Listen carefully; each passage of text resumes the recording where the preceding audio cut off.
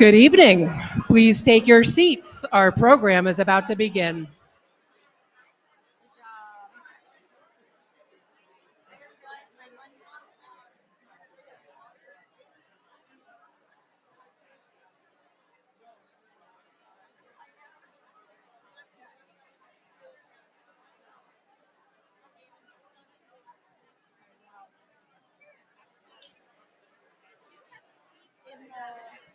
Also, I mean, if you just want to move this way, okay. All right. Sorry, let me just pull this out.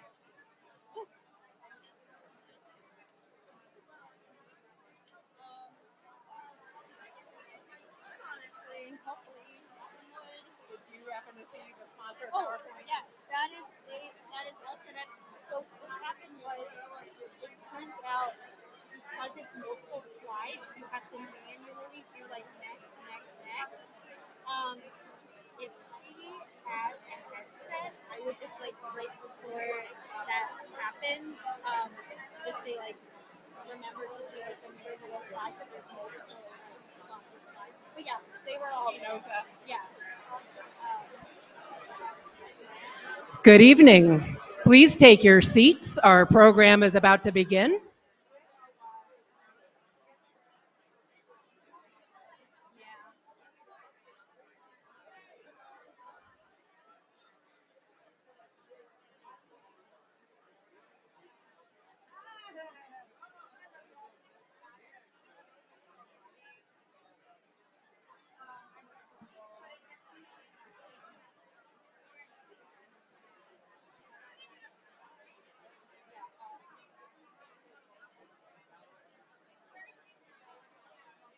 Oh my gosh, the screen is so little for the. No comment.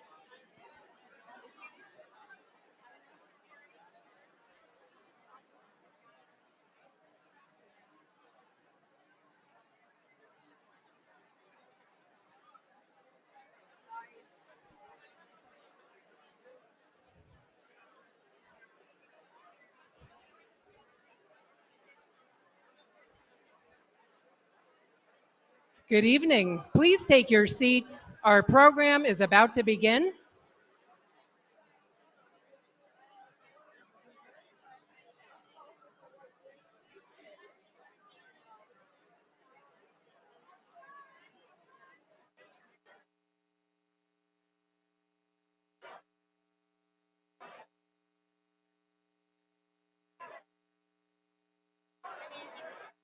I got your back.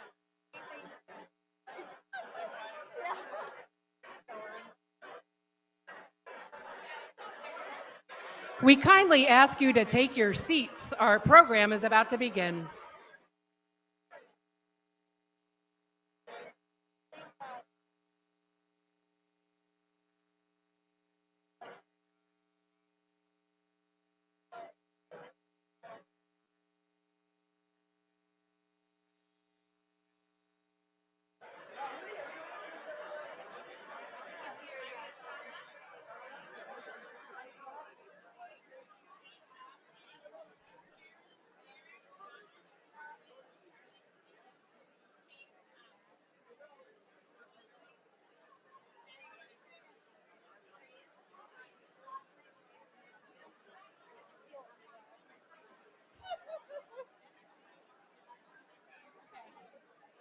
It's like slowly starting to die down.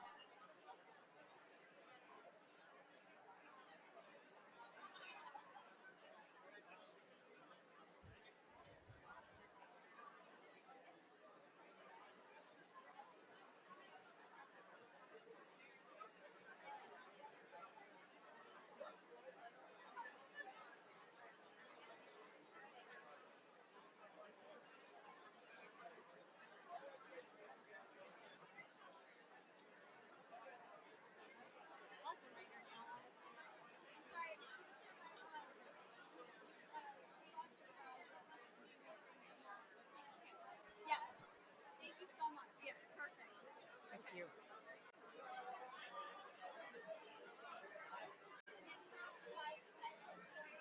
Yeah. Yeah, Perfect. no, that's perfect. Thank you.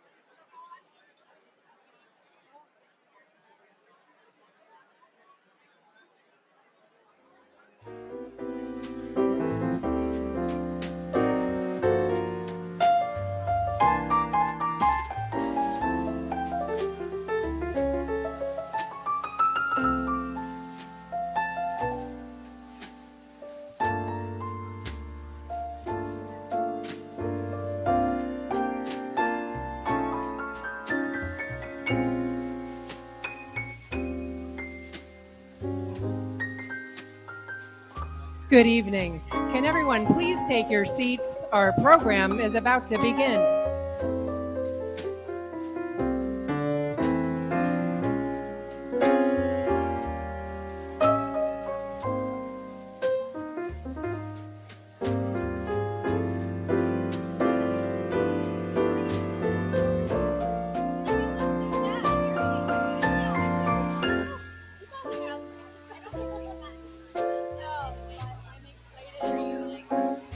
The voice of Ghana.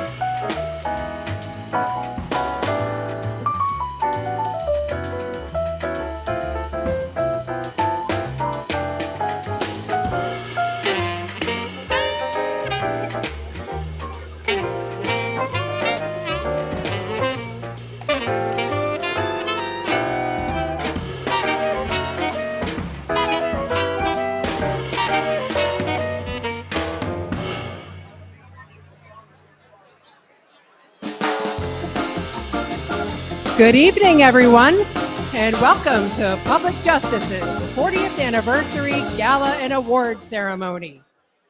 Please note that this evening's event will be live streamed for public justice supporters across the country.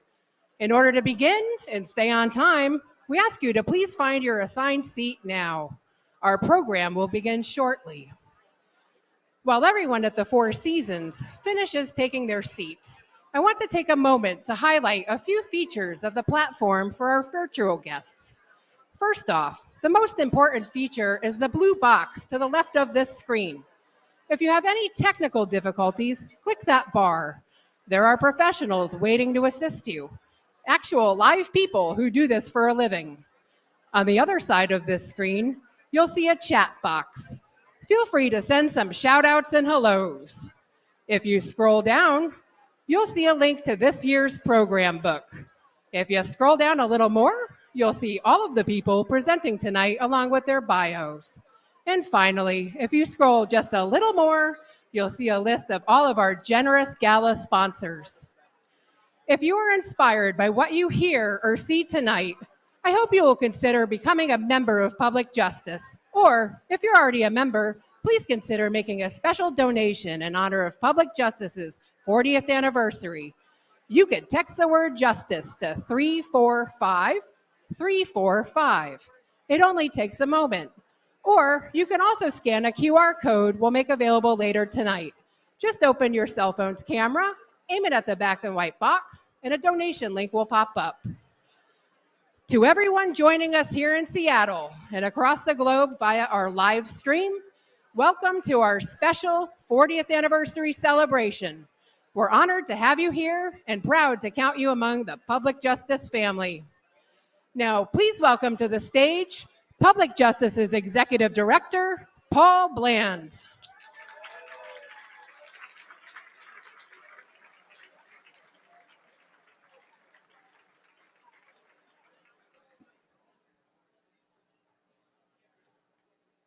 So I know that the normal thing to do here is to start off with lots of enthusiasm and everything's great, but we'll address the elephant in the room. There's a lot of darkness going on right now. There's a lot of things that are troubling, right? So Europe is having some of the highest temperatures they've ever had. Last week, 2 different glaciers melted and got moving and just collapsed, right? The climate is changing. Now we're bringing cases against factory farms and coal polluters and fighting climate change, but it's moving fast. We saw the other night, I got to hear Josh Koshkoff talk about the incredible litigation that they've been bringing for the Sandy Hook victims, And then at the same time, you look around and there's just a series of mass shootings in the country. There's a darkness that's sort of weighing on people. And, we won a really great case in the US Supreme Court. My amazing colleague, Carla Gilbride, won a case against forced arbitration on behalf of a bunch of Taco Bell workers who had been cheated. It's a huge victory. But the court is really broken, right? The Dobbs case, taking away fundamental rights that had been around for 50 years, gutting the Clean Air Act, the sort of maximalist approach to gun violence, overturning that the day before Dobbs. The Supreme Court is really broken in a significant way. And so it's easy for people to get depressed. And a lot of people in my sphere have a darkness, a heaviness about them. And people are feeling sort of hopeless and despair. One thing that I have picked up in following a bunch of civil rights leaders online is that the theme that comes up again and again from Cheryl and Eiffel and a series of other people is, this is not the time to give up hope. Hope is really essential. If people in this room start to feel the heaviness to a point where you are not fighting back anymore, then that is the really significant news. And if African American leaders who are really facing attacks on their community are saying the most important thing you can do is hold on to hope, who am I to disagree? And we have a bunch of clients who are real people who have been screwed over by huge corporations in a variety of ways, who are suffering from pollution that makes it hard for them to drink their water, who have dangerous products that are giving them cancers. And they don't have the luxury for us to say, oh gosh, I'm feeling really despairing this week. They're looking to us to fight for them, and we're going to do that. And I think that as a model, the organization was formed 40 years ago, and it was in the wake of Ronald Reagan's election. And to a lot of us, Ronald Reagan's election meant you sort of had unbroken corporate greed, that there was this enormous deregulation making it easier to pollute the environment and so forth. And this organization came about and brought some civil rights cases, brought environmental cases, fought against dangerous products, fought against secrecy orders that were hiding different types of corporate abuse. And we came out as a response to the Reagan years. But something else happened in the Reagan years. I think it's going to be a little bit of a model for where we're going to be heading going forward. So another thing that happened in the Reagan years was you started to have a plague that started to take a lot of people. And Ronald Reagan wouldn't say the word AIDS. It was like a shame. He was like above that. He wouldn't even use the word. And I had a bunch of friends who died from that. I mean, there was a period in 1990 where I think Cleve Jones was the only person in America who had lived for 3 years with it. And it looked like it was just going to take an entire generation of people. And what happened was the LGBTQ community stood up and they organized and they formed groups like ACT UP with their memorable slogan, silence equals death. And they educated the public, they pushed the Congress, they got research going. And so we are still mostly a litigation organization, that's true. We have more than 20 terrific lawyers who are winning appeals and being in court around the country. But more and more what we're starting to do is we're becoming more of a public advocacy organization. We have a fantastic organizer of our food project. We have a communications staff that is absolutely unrivaled in this sphere. And we're building campaigns around the cases, but also around access to justice issues more broadly. And I think that we can learn something from the LGBTQ community's reaction to AIDS. So the court is broken, in my view. So do we just complain about it? So we're actually now taking the position that the court should be expanded. The court's been at different sizes, different years. It was 11 people a couple of years in the 1800s. Mitch McConnell decided it would be 8 when we had a black president. And so the court doesn't have to be fixed at 9. And so it was made 9 when there were 9 circuits. There are now 13 circuits. I also think the one thing that we've seen from this administration that's really good is you're finally seeing judges. It used to be that to be a judge, if you were a Democratic president, the judges were all going to be corporate defense lawyers or prosecutors. You're now starting to see some plaintiffs' lawyers, some public defenders as judges. That's a great thing.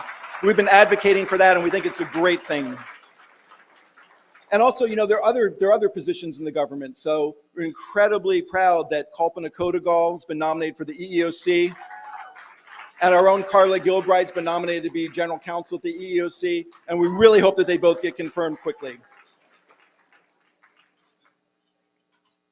Hillary Clinton had this thing where she quoted Harriet Tubman, where she said, if you hear dogs, keep going. If you see torches in the woods, keep going.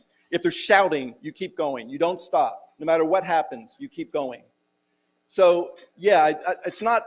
some people, younger people in my life, will occasionally start saying really hopeless stuff, and it's almost like you get in this argument. It's almost like, look, dude, it's not that I'm too stupid to understand that things are bad, and the answer to that is to keep going. It's not to give up. And so we're going to be doing that, and I hope a bunch of you will join us, and we're really excited you're here. Thank you.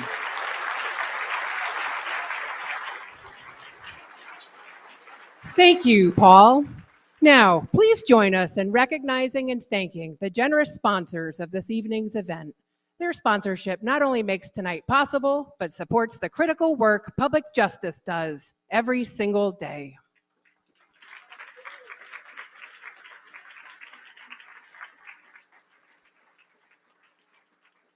Thank you again to all of tonight's generous sponsors. Now, please turn your attention to the screens for our first Trial Lawyer of the Year finalist teams. I thank God that I'm a free man after all those years on the road. I love the sunshine, the air, and all that.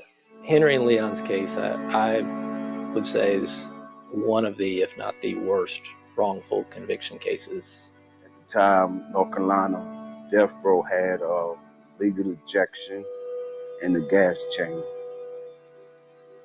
But you had a choice which way you want to die. What very likely could have happened here is 2 intellectually disabled kids would have been executed for a heinous crime they didn't commit. I was sentenced to death along with my brother Leon Brown, who at the time was 16 years old and I was 21. They were accused of raping and murdering an 11-year-old girl named Sabrina Bowie. As it turns out, the killer was a person that lived within 38 feet of where her body was found. And when Henry and Leon were in jail, he did it again in a remarkably similar way. Then the same officers investigated both cases. They had the real killer down the street. Instead of going looking for him, they attacked 2 young black boys. And I call that racist. The basic timeline is that a lot of people were talked to for a period of time in the low-income, mostly black communities after Sabrina Bowie's death. And then they get a call from a mother of a high school student on the affluent side of town who says there's a rumor going around that Henry McCollum had something to do with this. You never been in a police station before in your life, and then you got these peoples accusing you of something you didn't do. They put fear in me, and some kind of way for me to keep that pressure off of me, I made up a story. Tragically, as part of that, he, at the suggestion of the officers, says yes when they say, "Didn't your brother participate?" I didn't mean to say them words. The jury come back into my guilty. Guilty? For what? Because you tricked me into signing a false confession that you didn't let me read? North Carolina Innocence Inquiry Commission has lawyers that review claims of innocence.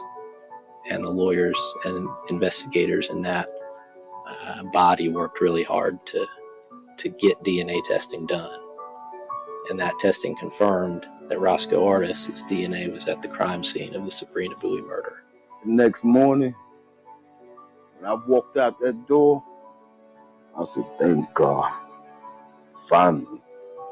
When we got involved, the defendants had appealed the denial of qualified immunity, and the case was in the Fourth Circuit Court of Appeals.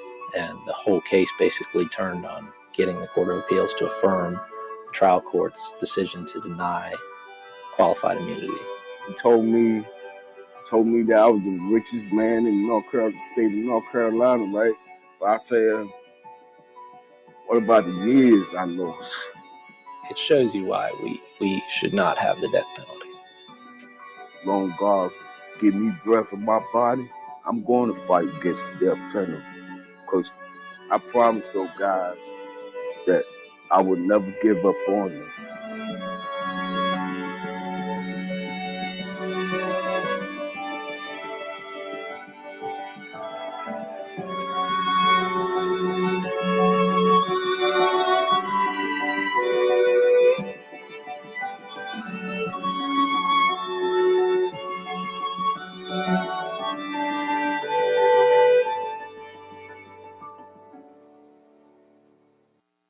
Congratulations to the McCollum legal team. Please stand when I say your name. Elliot Saul Abrams.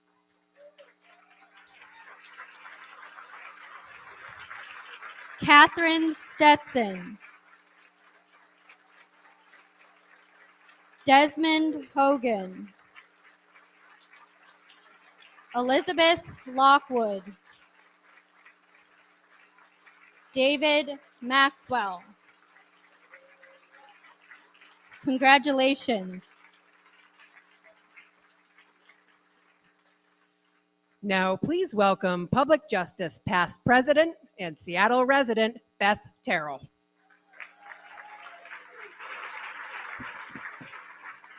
Thank you all for coming tonight. That video is why I always say this event is the highlight of the year for me. It's so inspiring. So imagine for a moment if America had chosen a different direction in November 2016. Imagine if we had chosen the trailblazer, the glass ceiling shatterer, and the tireless international diplomat who fought for the health and very lives of children for over 40 years in public service. Imagine the America we would now inhabit if tonight's champion of justice had become the first female president of the United States. Having just witnessed the Supreme Court dismantle fundamental rights I had clearly taken for granted, while enshrining others based on selective revisionist history, it's hard not to wish for a very different outcome. But we are not here this evening to mourn what could have been, but to honor what has been and continues to be the remarkable track record of a history-making public servant. Secretary Hillary Rodham Clinton has been many things: a feminist icon, and I think she proudly wears the moniker of feminist, as do I, who transformed the role of America's First Lady, an award-winning author who has been a tireless champion of children, a senator who gave voice and hope to the people of New York in the dark days following the attacks of September 11th, and a diplomat who still holds the record for the most miles traveled by any Secretary of State as part of her work to promote and preserve democracy and justice at home and abroad. But most of all, she has been an exceptional champion of justice, making history at the United Nations Conference on Women for her speech about global women's rights, making headlines for denouncing our armed forces treatment of LGBTQ people, way ahead of her time, I might say, and making human rights a central hallmark of her time at the US State Department. A defender of democracy, an icon of hope and heroism for our daughters and granddaughters, an irrepressible force of nature who left nearly 66 million cracks in America's glass ceiling. And tonight, our 2022 Champion of Justice. Please join me in welcoming, via video, Secretary Hillary Rodham Clinton. Good evening, Public Justice. It's a pleasure to be with you tonight.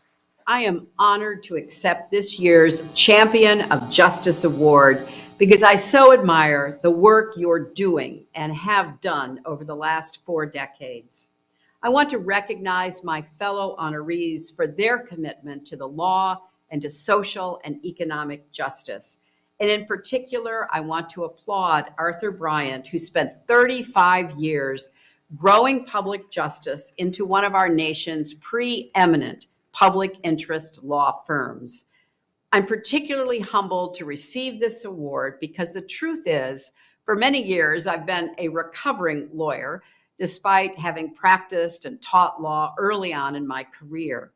I was inspired by Marian Wright Edelman and the Children's Defense Fund. Marian used her legal education to make life better for poor children and their families. And when she founded the Children's Defense Fund, I knew after law school, that's where I wanted to go to work. And boy, she put me to work, researching the plight of migrant workers' children, kids in adult jails, why millions of children weren't getting a basic education. We really went after all of the inequities and injustices that we knew were holding kids back. And for me, those experiences connected classroom debates about the law to real life lessons about how we fall short of equality under the law and equal access to the law. Public justice was founded to bridge those gaps, and you've won some tremendous victories. You don't just take on tough cases, holding companies accountable when they pollute water in Appalachia or mistreat workers in Missouri during a deadly pandemic. You take on cases that win or lose can spur systemic change because you know the law is not just a vehicle to adjudicate specific disputes, but at its best, it can be an instrument to help us build a fairer and juster society. So over the last 40 years, you've grown from an organization with one staff attorney to a team of dozens and a network of thousands of lawyers. And in the face of a federal judiciary that sadly is increasingly hostile to workers' rights, environmental rights, and of course, women's rights, you are an essential bulwark. Your work reminds me of Justice Thurgood Marshall's famous description of his judicial philosophy: doing what you think is right and letting the law catch up. I think public justice pushes the law every day to catch up, and you push those of us who should be your allies to do even more to try to make sure it does catch up. To all of you at Public Justice and to those who support this work, thank you. We need you now more than ever. Congratulations on your 40th anniversary, and here's to 40 more. Thank you.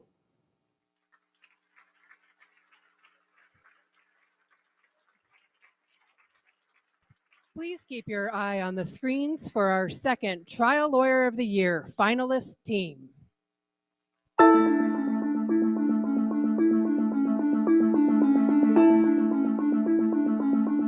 The greatest charge of a government is to protect the health and safety and welfare of its citizens. And that's what this case was. It was a civil enforcement action. This was a case involving the manufacturers of a drug that was supposed to protect people who had previously suffered a heart attack or a stroke or suffered from what's known as peripheral artery disease. Patients were constantly being given Plavix in order to treat cardiac conditions. It became a blockbuster drug. The defendants made billions on it, and all by denying the public, patients, and doctors the information that they needed in order to realize that Plavix might not be working for them at all. It was either not effective or less effective for a significant portion of the population in Hawaii, mainly East Asians and Pacific Islanders. Ultimately, it was determined to be a genetic variation in the patient's liver enzymes. When you think about it, it's insanity that a drug company would know this serious limitation of a drug on a significant portion of the population and hide it from public view. When I questioned a lot of these witnesses, these expert doctors during the case, they acknowledged that they had a lot of patients on Plavix and that a number of those patients didn't survive. They had a recurrent heart attack or stroke. And they had to admit to me that they didn't know whether these folks had a recurrent heart attack or stroke because they weren't receiving sufficient benefit from the drug that they thought they would have. I became involved because the Hawaii Attorney General was very interested in this genetic issue and its impact on the people of Hawaii. We were designated as special, I think, deputy attorney generals for the state of Hawaii. When I told the judge from the beginning of this case is that you're not going to have to trust me. You're just going to have to trust your own eyes. You won't even have to trust the witnesses coming in because it's what they wrote down. Through the course of discovery, we found a multitude of documents that showed that the defendants were actually scheming for ways to undermine anything that suggested that there was a problem with Plavix. These internal documents showed, whether it was marketing or sales, that was their highest priority. One of the defendants was Bristol Myers Squibb, BMS. The other group was three U.S. subsidiaries of a French company called Sanofi. With all the lawyers that were involved, and there were a lot of lawyers involved in the case, we were just surprised how we were able, in my view, to steamroll them during the trial. And so, from our viewpoint, the liability case became much easier. The issue was going to be how much the court was going to award for each violation. And what the judge did is he awarded $500 per violation against BMS and $500 per violation jointly and severally against the three Sanofi defendants, for a total of $1,000 per violation, which adds up to $834 million. These pharmaceutical companies are printing money. I mean, they're making a lot of money, and they could take a lot of hits, but at some point, it's going to affect them. And so what I'm hoping is that through these actions, through these cases, through these trials, that these pharmaceutical companies are going to wake up and say, we can't do this. I appreciate the fact that, organizations like Public Justice get the word out about cases like this. I think Public Justice has done a lot of good in that regard, holding companies accountable and changing behavior, which I think that's what it's all about.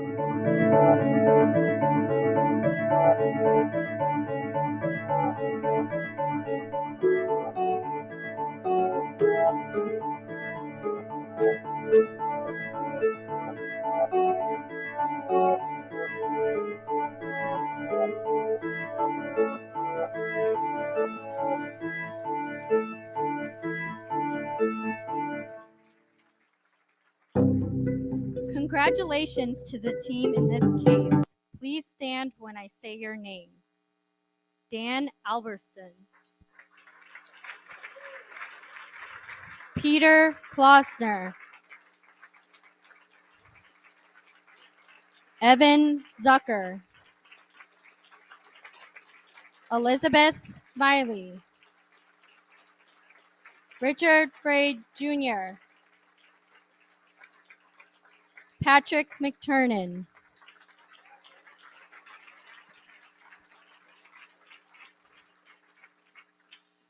Next, please welcome Rose Colas of Huntington Bank and Eric Kramer of Berger Montag to present the Huntington Hero Award.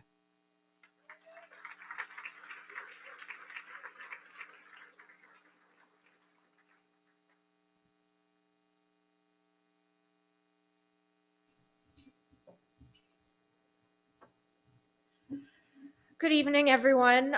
It's so wonderful to see everyone gathered here tonight. I'm Rose Colas from Huntington Bank, and I'm here with Eric Kramer, Chairman of Berger Montag, to present this year's 2022 Huntington Hero Award. The Huntington Hero Award is awarded annually to a public justice staff member that exemplifies exceptionally the public justice mission, but also Huntington's key mission to look out for people. And we are very pleased tonight to present this award to someone that many of us know very well and is actually the architect of tonight's event, Susan Gombert of Public Justice.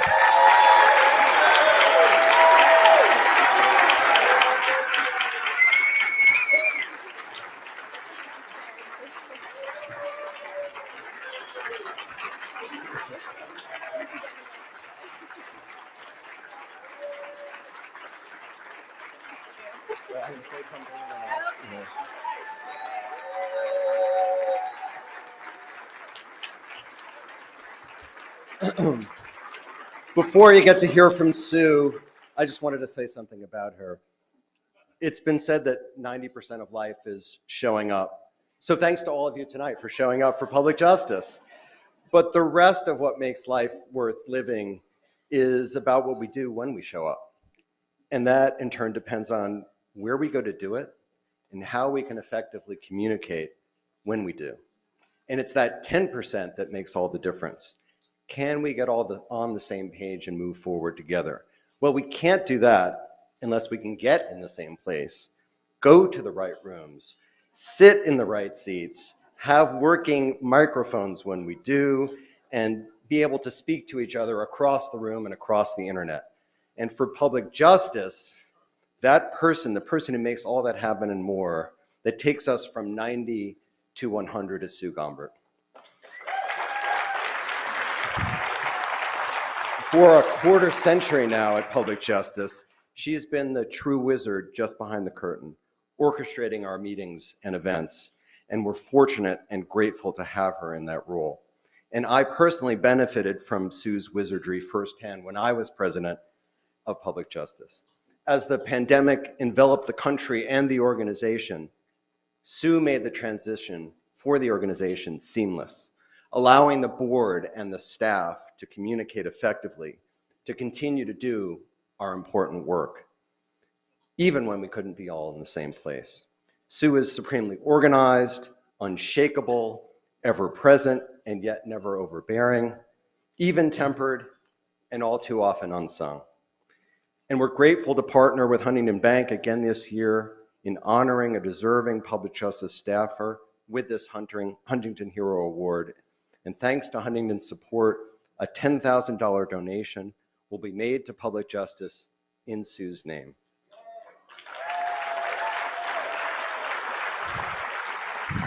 And importantly, thanks to Huntington, we can all pause for a few moments and sing the praises of the woman who makes all of this happen, 4 meetings per year, year after year, gala after gala, Sue Gombert. So on behalf of the entire board, the staff, the clients and causes that public justice serves, I'm proud to join Rose and Huntington and all of you this evening in paying tribute to the important, often unseen work that Sue does every single day. Congratulations, Sue.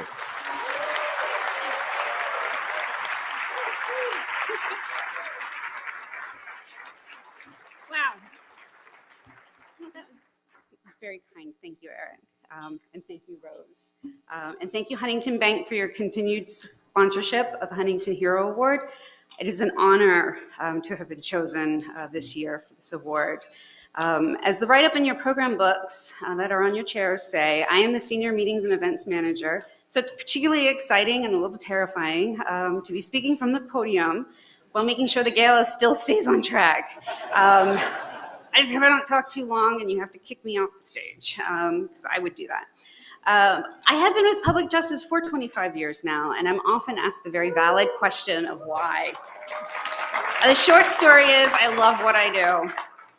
I love seeing this gala happen tonight, seeing everyone, so many of you in this room tonight. And after 2 years of virtual galas, this feels like a real triumph. I've also had the privilege of working with some of the smartest and the most dedicated people I know, and under the strong leadership of our executive director, Paul Bland, who also is celebrating his 25th anniversary this year, public justice has been doing amazing work and helping countless people. So if you are not a member, I encourage you to join us. If you are a member, I encourage you to make a special gift. You can do this simply by texting the word justice to 345-345 or scanning your QR code. I can't help it. This is what I played to do. Come on. I'm a fundraiser. Your donation here, your donation, your attendance here tonight, it will make a difference, and we need you with us. So thank you for joining us tonight after a 2-year-long hiatus. And thank you, Huntington Bank, for this award. And thank you, Eric, for your kind words. I appreciate it. Thank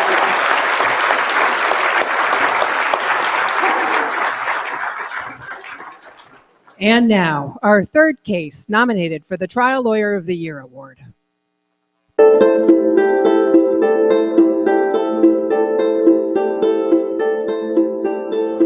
Planting sugarcane, and once you see it pop out the ground, that's, for me, it's like a sense of hope because you have a new crop that's growing. And it's not a better feeling in the world.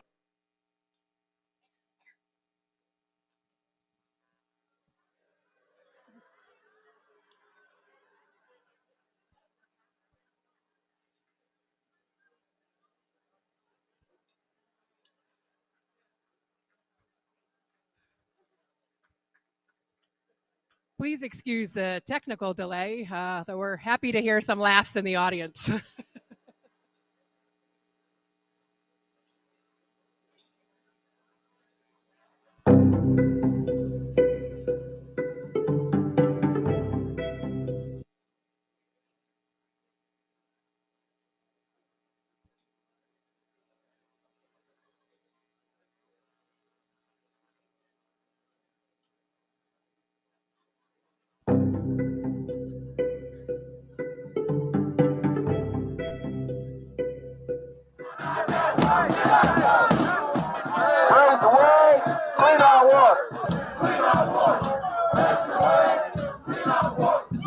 Here, a fundamental right is clean water.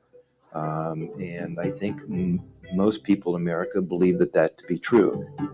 Over a period of time, because of the economic downturn of the community, the city of Flint went through a lot of financial problems and eventually had to go into bankruptcy. And when that happened, the emergency authority of the governor's office of the state of Michigan took over basically running the city of Flint. And it was thought to be that they could save money by switching the water utility where they were getting their water from and going back to the original area of the river, which had been closed down for years and years and years. And that water was known to be contaminated. So when they made the switch in order to save money, there was never the proper procedures, policies, protocols put in place. It was really a sort of a knee-jerk type of reaction without any real thoughtfulness placed into it in terms of what the ramifications were going to be to the community. And when it happened, because of the poor management, decision-making, not only from the governmental entities, but the private engineering firms that were involved in terms of giving bad advice, the water soon thereafter, when they transferred the water, became contaminated. A tremendous amount of the community was contaminated. Everybody was exposed to it. and a torrid history of decision making, and then years thereafter of people really not caring about this community and how to fix it. And I think it wasn't candidly until our litigation began to start to try and bring about a sense of justice and to bring about real justice to this community did anything begin to happen. About 40% of the residents here in Flint are in poverty. You have poor black workers who are now suffering from a man-made crisis with lead in their water. There are babies that are sick that will have to deal with illnesses for the rest of their life. Grandmothers, you have people that are in hospitals for multiple months, and some people are losing their lives while politicians are sitting back playing politics. I first came to get involved in the case shortly thereafter the incident occurred, and I was contacted by people within the community and asked if I would help look into this issue. And we, myself and others, got together and put together what we think was a wonderful team to try and represent and help this community. Over a 3 or so year process of negotiations, mediation, settlement talks, finally the case has settled against the state actors, if you will, including the city of Flint.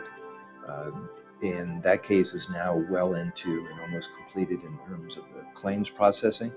The amount of that settlement was over $600 million, and we are still litigating against the 2 private engineering firms that have not settled yet. But we're going to see it through the end, and we're going to make sure that people understand and appreciate that this is a community that needs to have representation and needs to have justice. This is why we do what we do.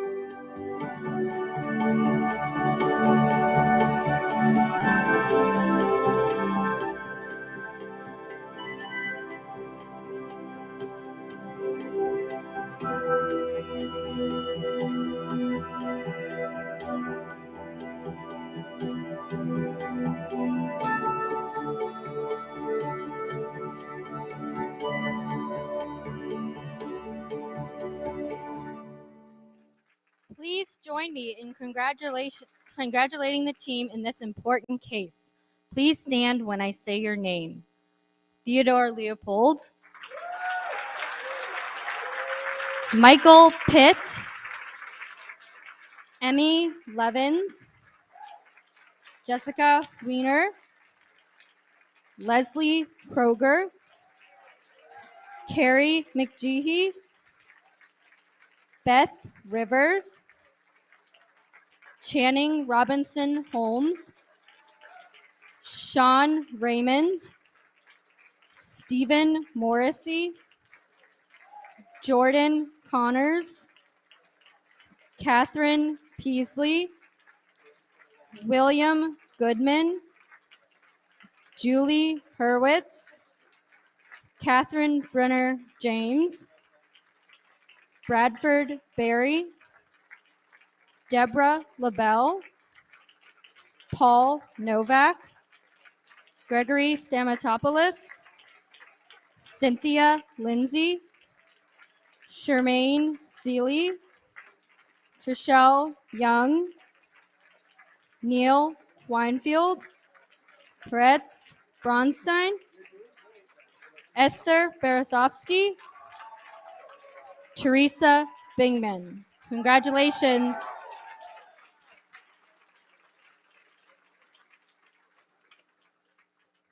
Please welcome John Boyd Jr. to the stage to introduce our Illuminating Injustice Award winners.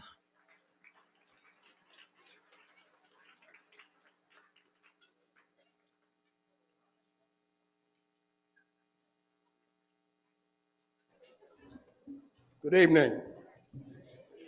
My name is John Boyd, founder and president of the National Black Farmers Association, 116,000 members in 46 states.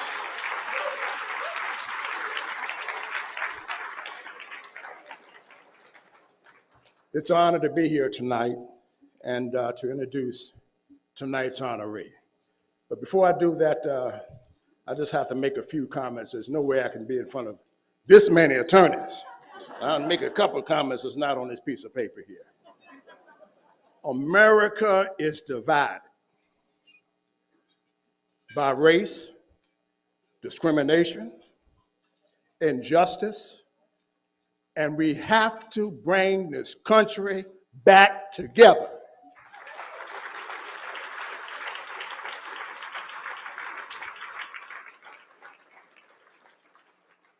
Love is always hater and stronger than hate. I choose love. Tonight I want to thank Public Justice. When we first sought out attorneys to help Black farmers and farmers of color who were discriminated against by the United States Department of Agriculture. After 30 years, we were able to get that in the COVID relief spending bill. And after that, we started to be sued in 12 different courts and 12 different complaints around the country. And I tried about 50 different law firms until I called Public Justice. Oh, we can do better than that. We can do better than that. We can do better than that. We can do better than that.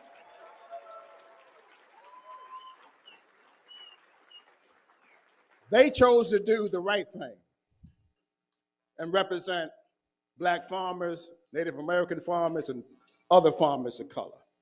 That wasn't in the speech tonight, but I'm very, very proud to introduce one of those farmers of color tonight who are part of that debt relief measure, and you're going to hear about their story. I'm very proud to present June and Angie Provis of Provis Farm with the 2022 Illuminating Injustice Award. The following video highlights their story and widespread and large-scale discrimination farmers of color have experienced at the hands of the United States Department of Agriculture for decades. Please watch the video.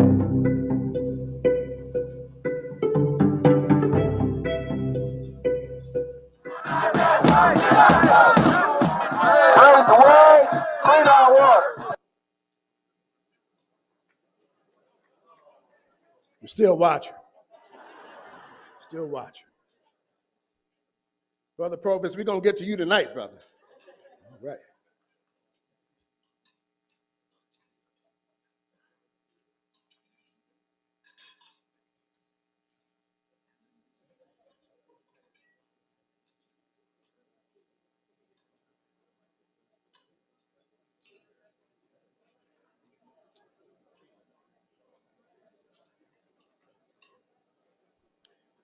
Well, while we're waiting, I'm going to talk a little bit about, since I got a couple more seconds here,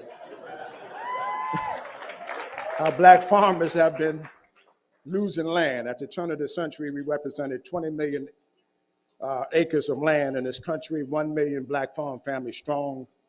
And today we're down to 50,000 Black farmers and 3.5 million acres. Bill Gates owned more land than all the Black farmers in the country. We got to fix that. So we're working very diligently. And like I said earlier, it was just an honor to have Public Justice come to the fight and to recognize us and help elevate the issue to where it should be in this country instead of at the bottom, at the top. You know, every day you may not need a lawyer as smart as you guys, but every day you need a farmer. Every day in this country, at least 3 times a day. You need somebody who can do the things that the Provost can do and John Boyd can do and these other farmers can do. So respect America's farmers. We're not looked upon favorably in this country. Are we ready for the video? I can give a 40-minute speech. I got it right here. I ain't got to read this piece of paper here. Here we go. All right.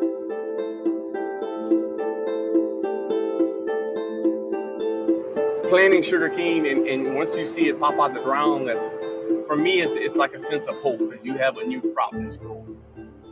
And it's not a better feeling in the world when you see what you planted and it pops out of the ground. In this area, at one time, there were 60 Black farms. Now that number is 4. That's hard when you see that. I mean, for instance, like we used to farm this whole big old block here. This whole block we used to farm.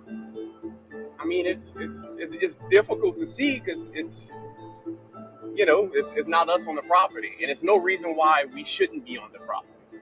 No reason.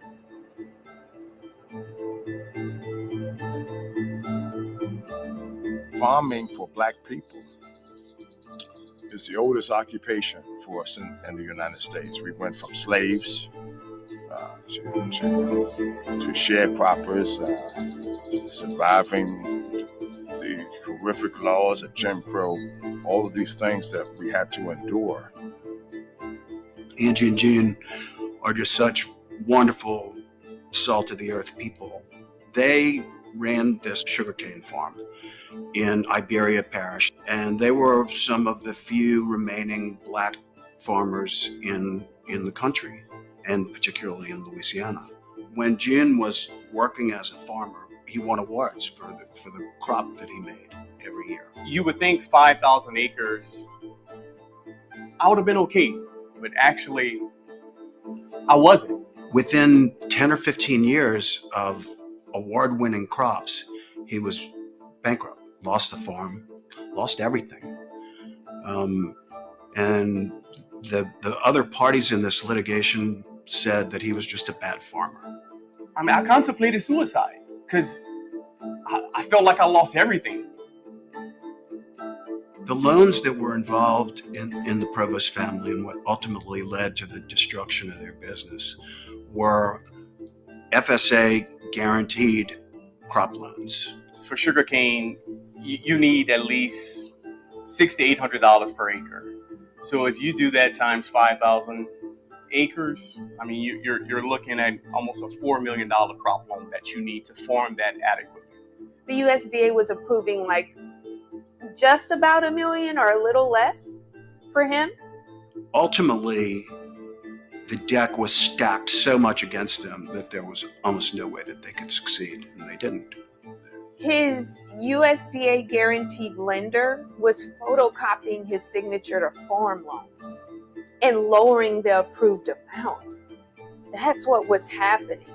But that's just the tip of the iceberg. I mean, we had dead cats placed in the tractor. We Right. had the windows blown out with a gun. We had center blocks, brand new center blocks placed in the middle of the field when I started cutting the cane, and it just broke up all the blades. I mean, they wanted us out of farming by any means necessary. But, we made the decision to fight back, though. So, and that's what we're going to do, and that's what we're doing. Right. Provost versus First Guarantee Bank was filed in federal district court in New Orleans. The original theory of the case was that the Provost family had been discriminated against in the lending practices of the bank. We did settle the case. But there's still so much work to be done. There's still so much. I mean, litigation is hard. I'll be the first to tell you, litigation is not easy. When we finally got to the end of the case, we tried to get Angie and June eligible for the American Rescue Plan provision that was going to forgive the loans to black farmers. And ultimately, that was going to be the success of the claim that they made. The American Rescue Plan provision for the loan forgiveness has been stayed by various federal courts. And so they have nothing. Now, since they did these court cases with Miller, now everything is on hold. Some of these judges should be ashamed of themselves because they know the history. It was white farmers who got 99.9% of the debt relief in the first place. And that's why we wound up in federal court, and that's why we turned to Congress to actually try to get the relief. And, I think it's very significant that they've admitted to past discrimination, but they're not willing to admit to the ongoing filing of complaints, the ongoing discrimination. The reason why we tell our story is not because we want to see a system torn down, is that we want to see the system better for us all.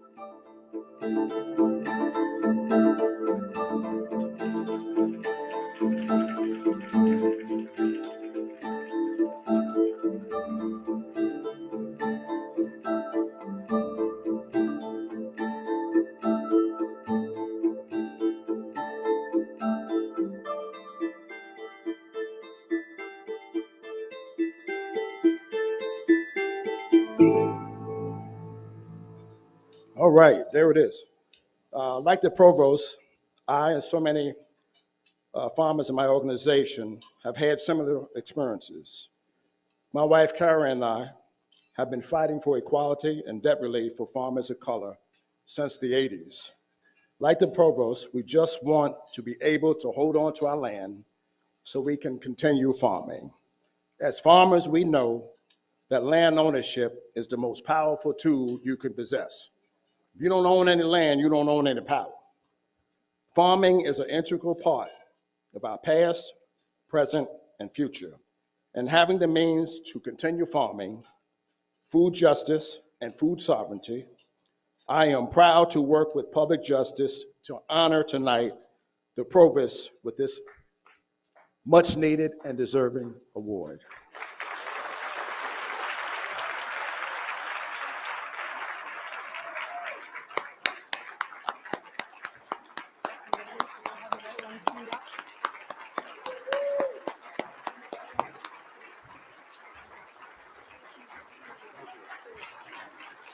Bless you. We love you. I love you, brother. Congratulations. You deserve it.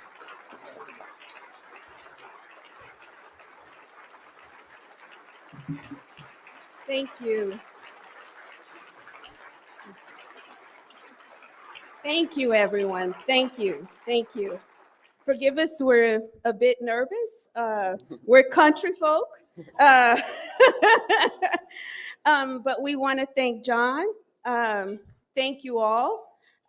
June and I are glad to accept this award on behalf of ourselves, our community, and the countless others who've worked and toiled this land generation after generation without receiving recognition or reparations. The system of debt peonage for Black farmers is still happening, and that's something we need you to be aware of. It's your call to action. We are deeply honored that Public Justice has chosen to recognize June and I's work of increasing the awareness of our plight. Everything we do is tied to everything we are. But for every single person in this room, our fight is your fight. It's like the old saying, take care of the least of us. Ain't nothing good gonna come to you until you do right by me, right? If we are, as a society, to correct any of the wrongs we see playing out so boldly today, just turn on your TV, walk outside, right? That's any of the problems that we see. Mass or false incarceration, as we saw earlier, police brutality, voter rights, women's rights, healthcare, wealth inequities, climate change, the list goes on. We must look at the treatment of Black rural communities. Working together is the only way we'll correct these wrongs. Start with Black farmers. And speaking of working together, we want to thank God, our family and friends who continue to support us through all our hardships. We have to thank our attorneys, George, Matt, Rachel, and Bill. But we want to give a special thanks to a man I call my parent. And that he has been a mentor to us beyond just being our attorney. And I think that's what made us successful in the fight, is that Andrew's mentorship and friendship made him family for us. And I have to give a special thanks to Joni, because behind every great man is an even greater woman. And so I have to thank them for their hospitality, their love. And I also have to thank folks like John Boyd, who have been on the front lines fighting this for years. And I'm going to stop hogging this mic and I'm going to let you talk. Thank you, guys.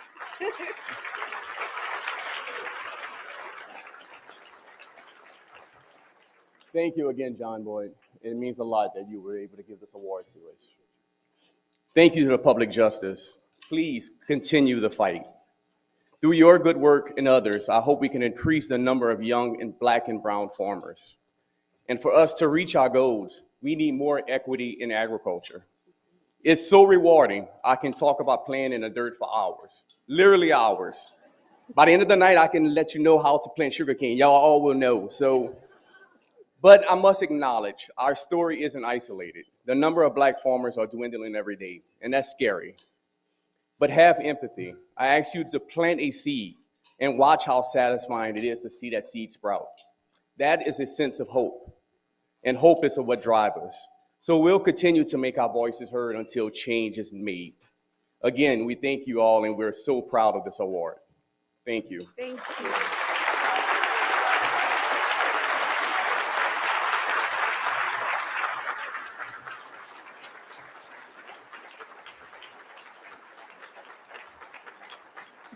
And now, please return your attention to the screens for the fourth and final case nominated for Trial Lawyer of the Year award. I'm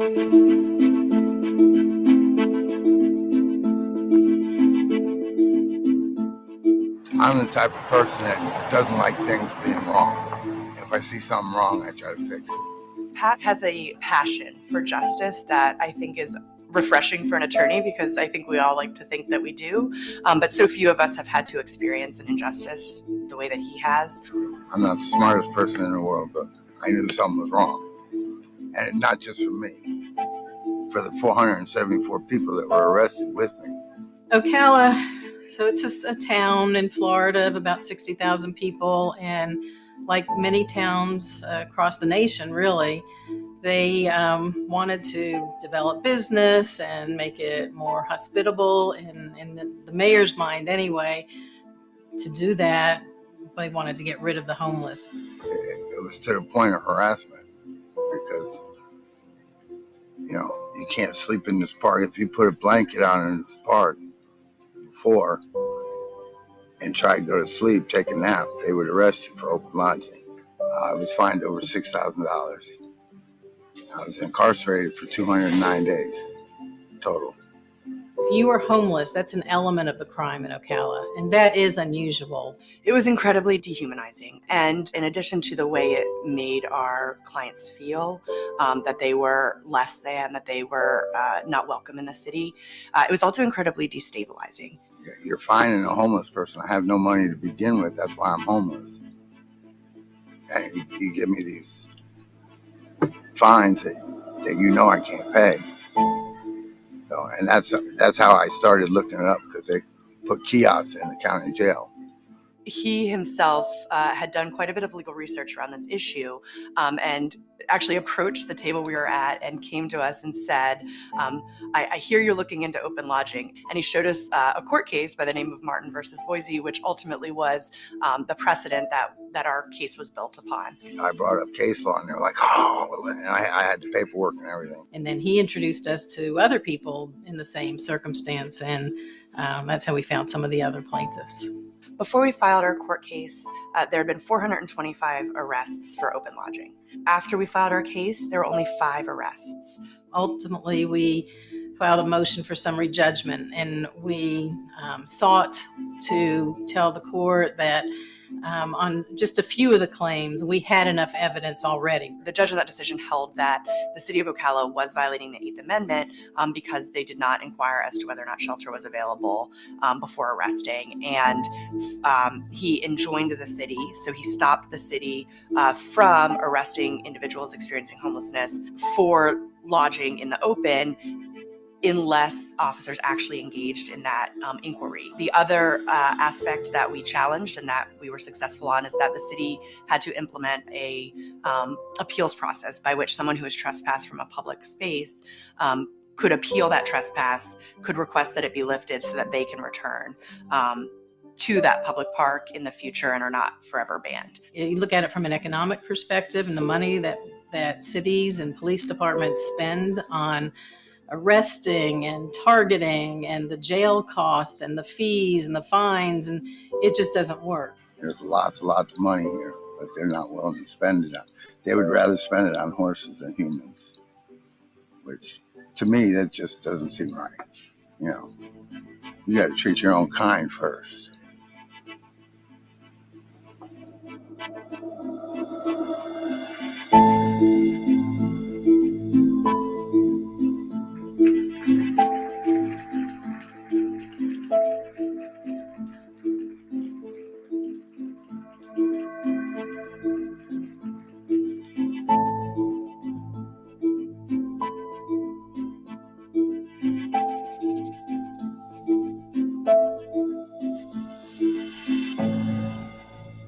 Congratulations to the team in McArdle. Please stand when I say your name. Kristen Anderson, Jody Siegel, Chelsea Dunn,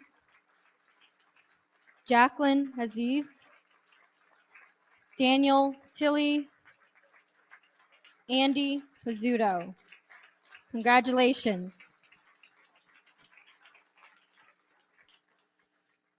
Please welcome Public Justice's incoming president, Thomas Sobel.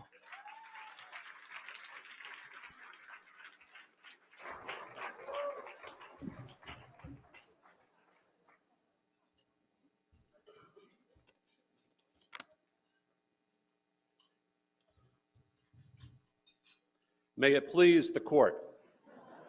Wait. Different one. President Bryson, Executive Director Bland, Executive Committee members, board members, members of Public Justice staff, and friends. It is wonderful being here tonight with most of you. Now, I've been told that I am to say some remarks about Dan Bryson and Dan's year presidency at Public Justice. Two words come immediately to mind about Dan's presidency. Competent is one, and over is another. Now, I say this about Dan not because he isn't serious. Dan is a serious person and a lawyer to be reckoned with, to be sure, but because he is so effective and yet he does not take himself seriously. I like that in Dan. I also like in Dan the fact that he is open-minded. Dan is the most open-minded person that I know from North Carolina.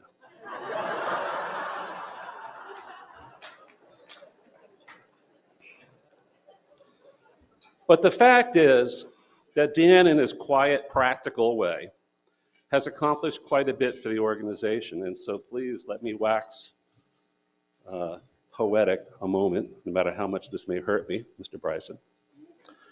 As president, Dan led the board through one of the most significant strategic undertakings in the organization's history.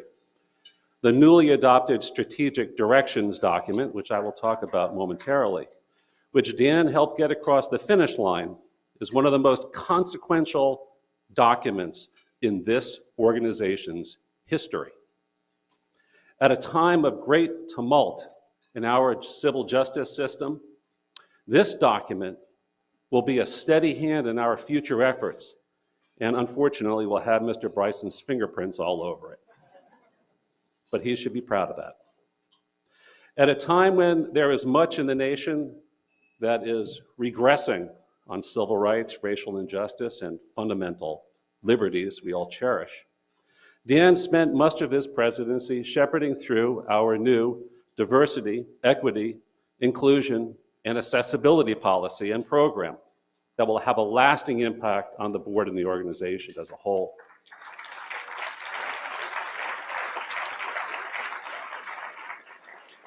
Our incoming class of new board members is the most diverse in public justice's history, but more importantly, it's also the most capable new board members, and I welcome them.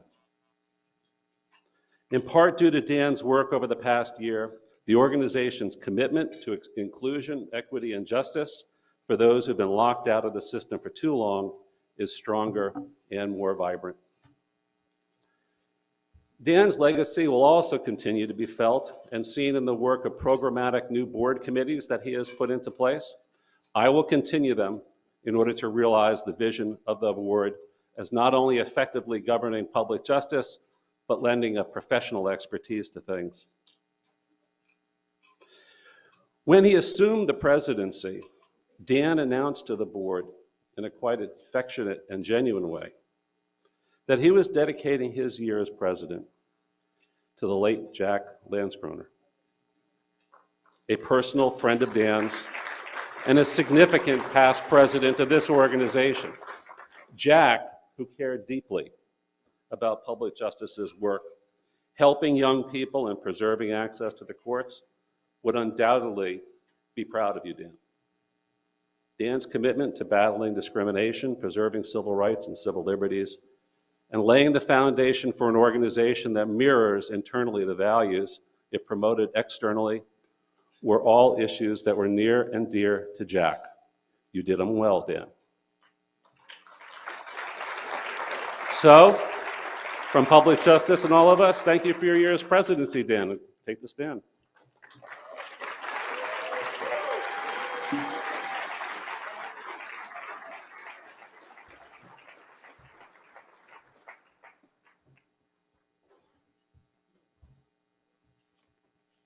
Feel so inadequate after all the great true heroes that we've heard about tonight.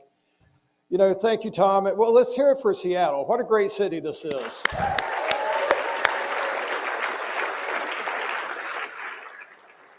And again, thank you, Tom. I'm so happy to hand the short straw, baton off to you. You're going to be a great president.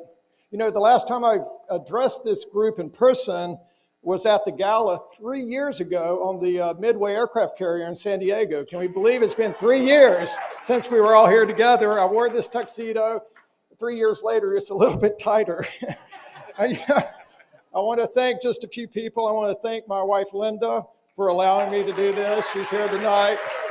I want to thank the amazing lawyers and staff at Public Justice. You guys rock. The staff and lawyers, they just rock. They're incredible. I want to thank all the officers, board members, and committee members for your hard work at making this year a great success. And finally, I want to thank my law partners for being so supportive over the last year, many of whom are here tonight and scattered at various tables. If you had a few extra, thank you guys for letting me do this. As Tom alluded to with Jack Landskroner, I'm proud to announce the formation of the Jack Landskroner Memorial Fund that was established in Jack's honor. As most of you know, again, Jack was a former president of Public Justice that we lost to cancer only a little over a year ago. A group of his friends wanted to honor his memory by establishing this fund, which will support the student civil rights work of Public Justice attorney Adele Kimmel. Jack was passionate about issues involving justice, children, and civil rights. Heather, Jack's wife, is here with us tonight. Heather, will you stand and please wave to everyone? We love you. We're so glad to see you, and thank you for being here tonight, Heather. We miss Jack so much. It is my great honor to have served as your president this past year. It is, I thought I had it printed big enough. It has been such fun most of the time. It's been such fun, most of the time. I have made so many lifelong friends from all over the country. Andrew Lemon got me into this over 10 years ago. Thanks.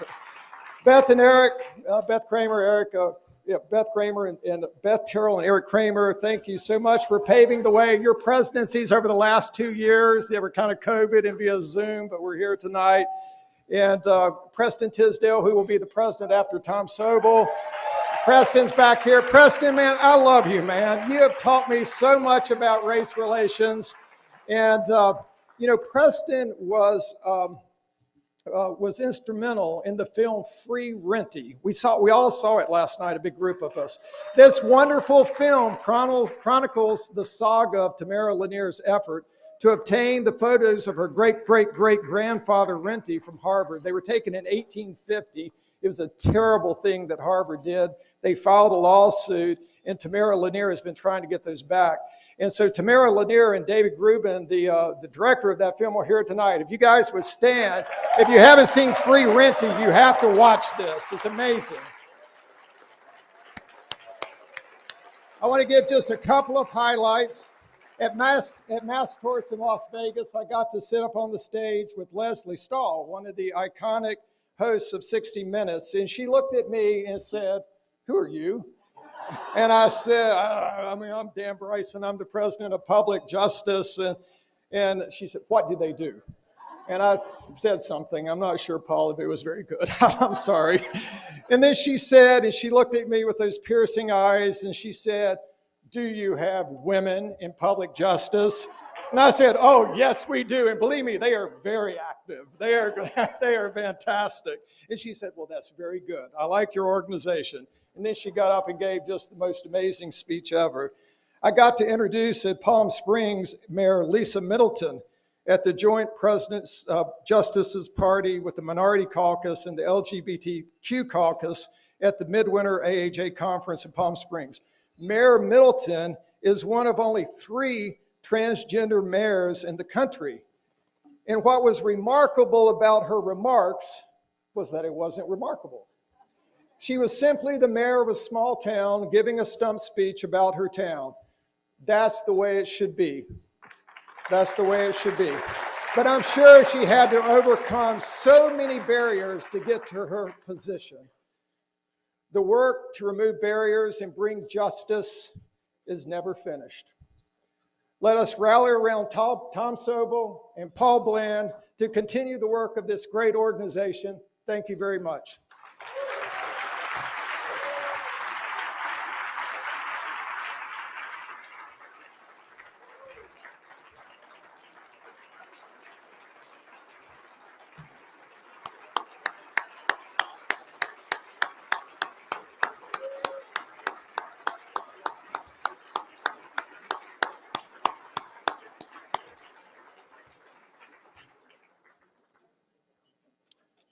As I mentioned during my overly effusive remarks about Mr. Bryson, earlier this year, the Board of Public Justice voted approval of a strategic direction document. I see this strategic document as constitutional to this organization. And as president, it is my job to see that the board delivers on this promise. Many of you might not be aware of this document, so I'm going to read a few things about what public justice is and where we're going. This organization takes on systemic threats to justice, including abusive corporate power and predatory practices, the assault on civil rights, and the destruction of the Earth's sustainability. To do so, we connect high-impact litigation with strategic communications. We form partnerships to fight abusive and discriminatory systems.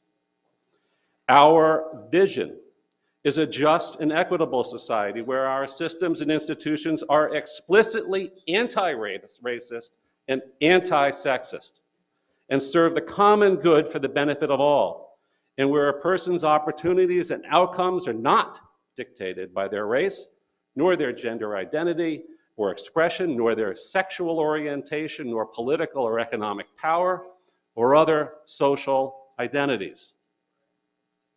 At Public Justice, we see 2 interlocking problems, and you've heard about it tonight, that reinforce and perpetuate systems of oppression, exploitation, and inequality.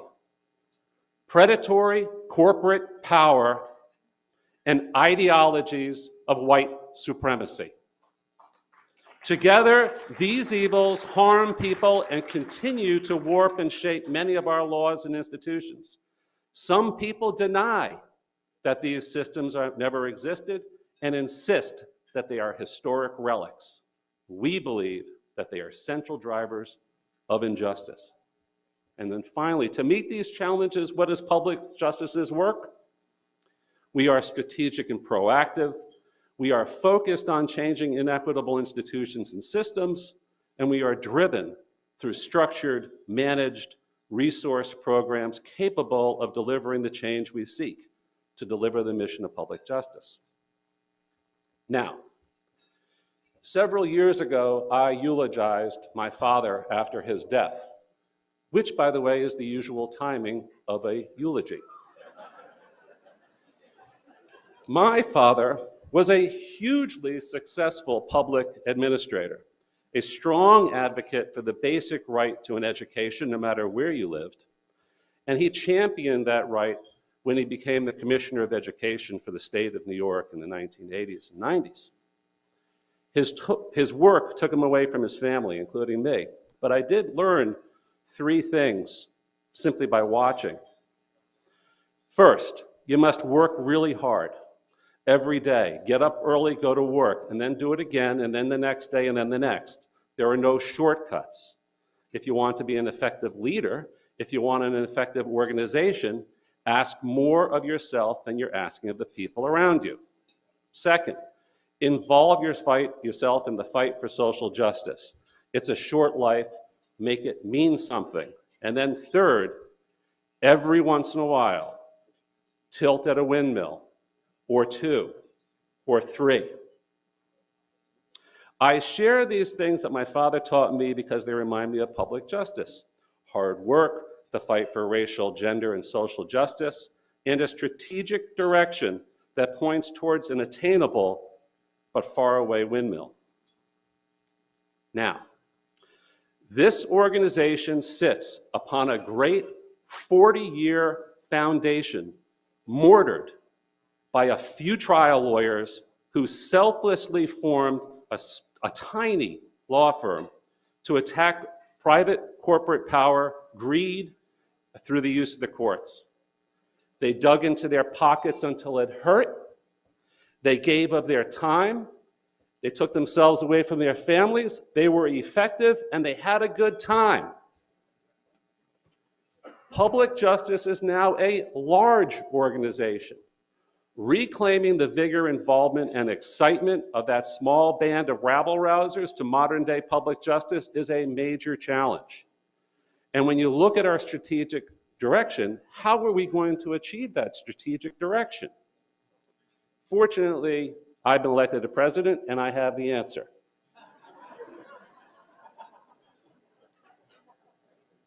We must insist that we have a board in a community where each person is comfortable in his, her, or their identity, and that each and every one of us is included in our mission. We must demand contributions from everybody, not from what you did in the past, not what you're going to give in the future, but now, and from everybody, and between meetings, not at the meetings. The work between the meetings is what counts, not at the meetings. And finally, we must have faith. No, Hassan, not religious faith. That's not what I'm talking about, so don't worry, my friend. Nor do I mean faith in the sense of some blind belief that everything's just going to fall into place. We must have faith in each other the way that like-minded humans can, at times, collaboratively define a challenge, see the value in each other, work together in a committed way, and achieve beautiful things that seemed unachievable. Doing this means setting our differences aside, being more organized than an ant farm, and getting participation from everyone. But imagine if we did. Imagine if we actually took our constitutional strategic direction document seriously and actually took seriously the fact that we're a member of public justice, we're a member of the board, and that isn't a title, that's an obligation. Imagine that we had a board of 63 strong, active, coordinated board members working with the staff, with our many past presidents, our thousands of members, and our strategic partners to fulfill the strategic direction. After all, public justice is just us. Let's get to work. Now, I'd like Mr. Paul Bland to join me. I promised my wife I would not say something about La La Land at this point.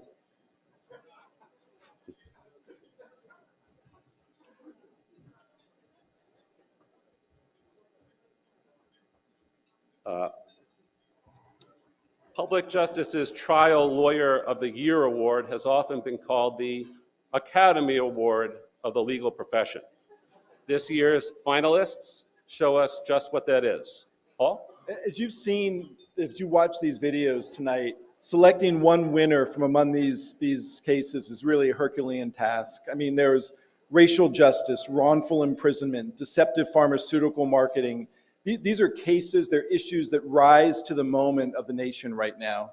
And you can all see that this enormous talent, incredible hard work led to those results. The videos were really inspiring. So picking a one winner was a really hard task. So I'm told that the envelope will now be handed to me.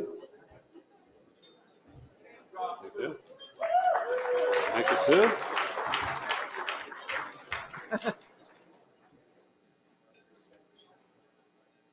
And the winner is McCollum et al. Versus Robeson.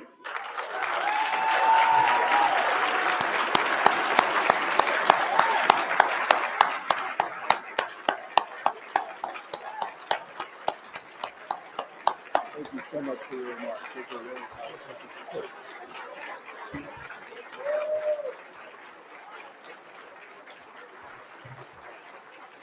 Congratulations.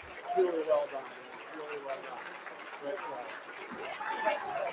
Who should I get this to? Congratulations. Congratulations. Amazing work. Congratulations. Amazing work. Congratulations. Let's come in Sorry. for the photo.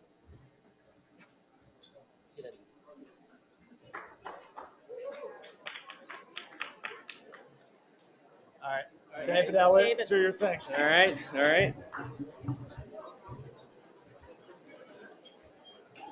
Well, first of all, obviously, thank you on behalf of all of us to Public Justice for this really tremendous honor. Sitting here, as has been said, watching these videos and seeing the grit and passion and talent that has been poured into all of these cases to fight these injustices is really inspiring. And it is a true honor just to be among you all. As everyone in this room knows, to litigate one of these cases, to win one, really does take a village. And we had just an outstanding group, far beyond the five of us who are up here on this stage. Other attorneys and paralegals at Hogan Lovells, staff at Elliott's firm, Cheshire, Parker, Schneider, and Raleigh really are boots on the ground for this case. A wonderful group of experts, investigators, and certainly not least, the attorneys who represented our clients, Henry and Leon, over decades, fighting long odds at their initial criminal trials, sticking with them throughout their post-conviction appeals, and laying the groundwork for their exoneration, opening the door for this case. Another member of our village that I personally have to thank is my wife, who is also an attorney, fighting her own battles and was right there with us for this team, including baking upwards of 30 to 40 muffins for the trial team, which really carried us through the week. So it's a tremendous group. I just have to say, some of us did not have. I may have kept all of those for myself. But it's been a tremendous group, a real joy to be in the trenches with these folks, and obviously it's as much their award as ours. Elliot. Thank you all.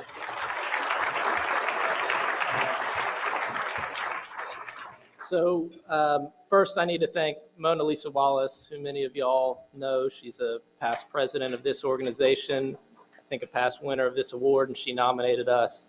And we're so thankful to her for that and for her support and mentorship.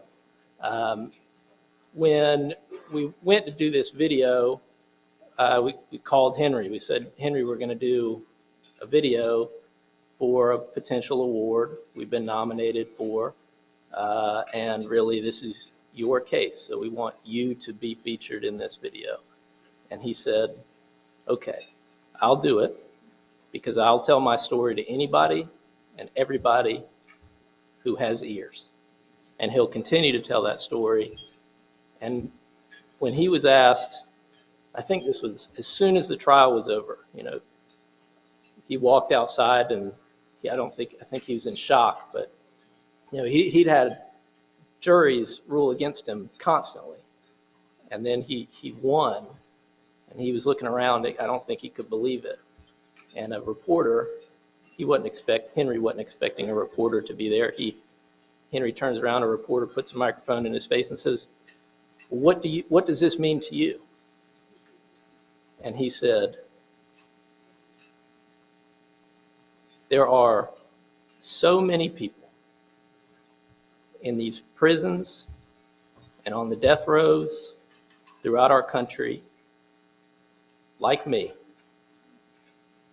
And so if I can have people take anything away from my case, it's that people need to keep fighting for those folks.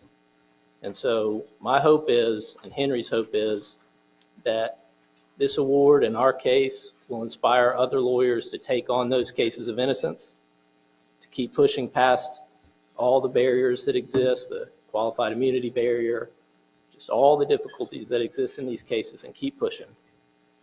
And I know that's what Henry wants. He's the longest serving death row inmate in North Carolina history, and he was innocent. His brother was the youngest death row inmate, and he's innocent. And so there's been a lot of talk about how bad the world is today, but those two young people that became men in prison on death row never gave up hope.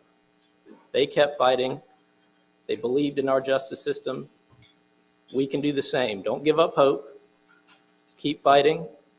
Believe in our system, and Henry will be happy. Thank you all.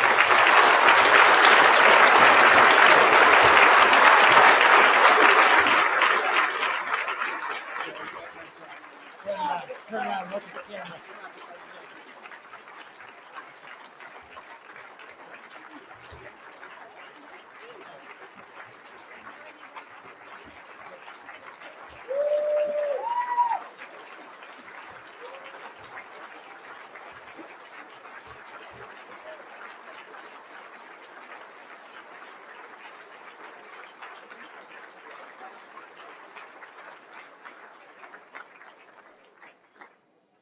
Please welcome to the stage Jim Hecker, Director of Public Justice's Environmental Enforcement Project.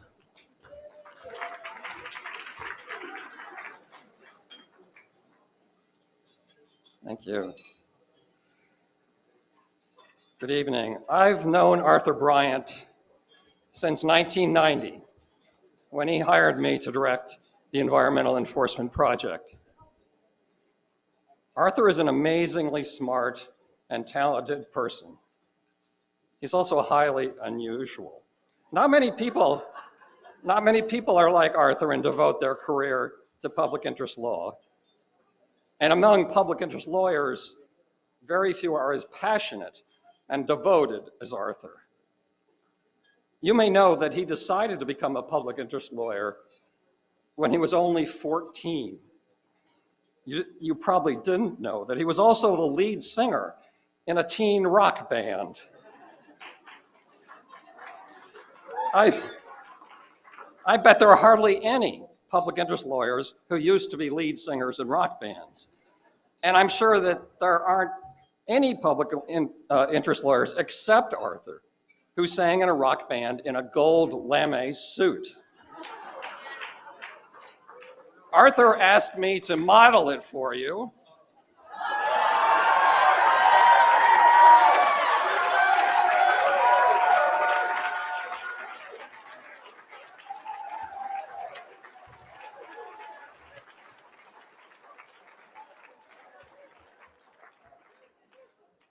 I'm not going to sing. I admire Arthur for many things. I admire him most of all for how he respects and treats the people he works with.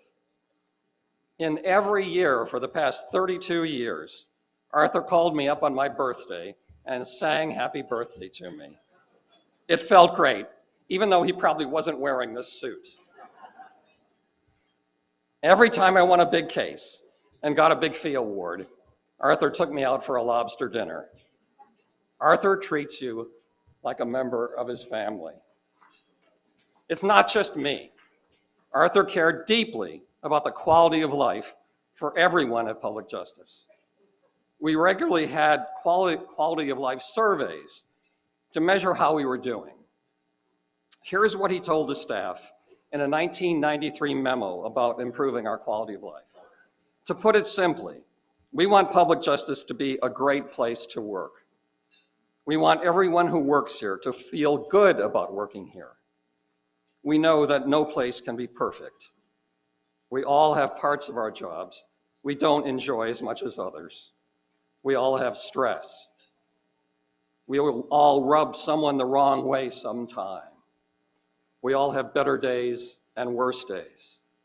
But our goal is for this place to be as close to perfect as possible. Why aim low? I admire Arthur because he always aimed as high as possible.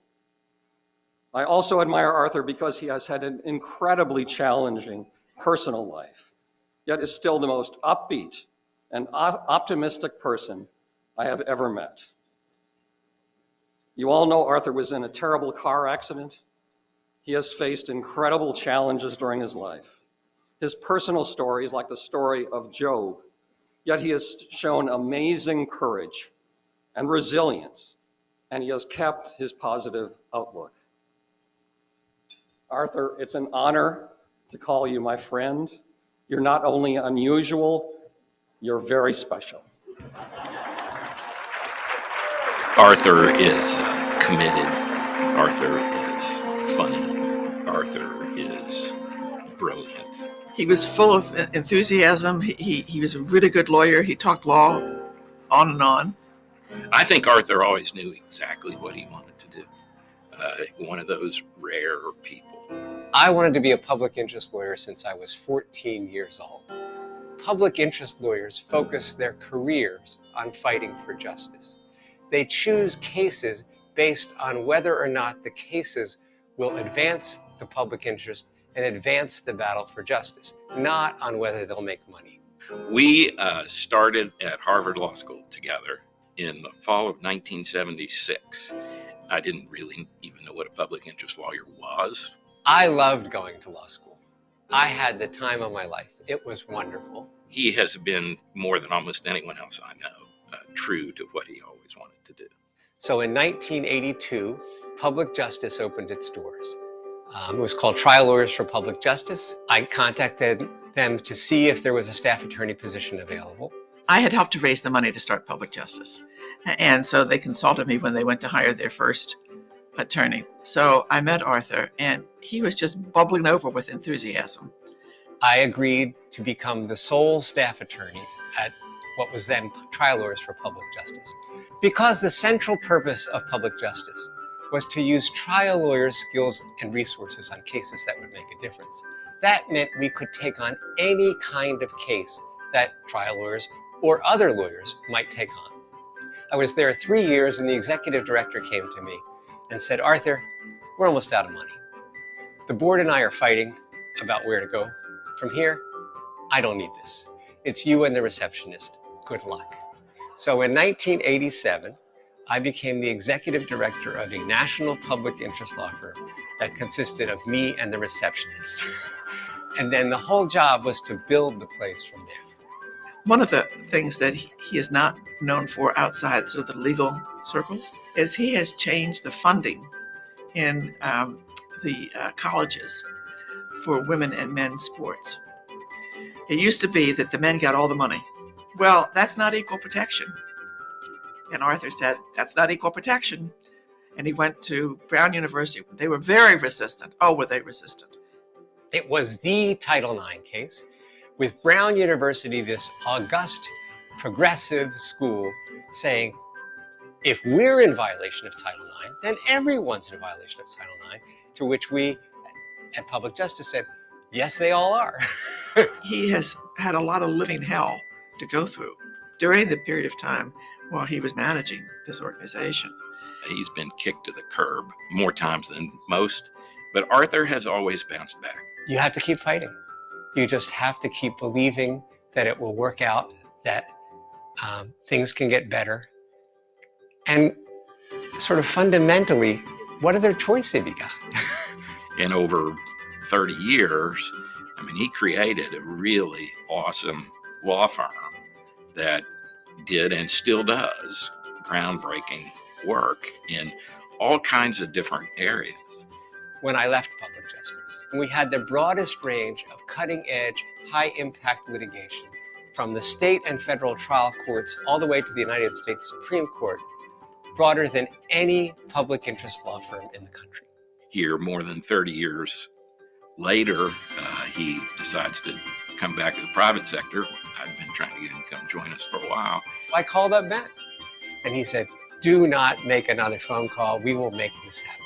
It's a thrill at this stage of your career to be able to practice law with one of your oldest friends and do good things.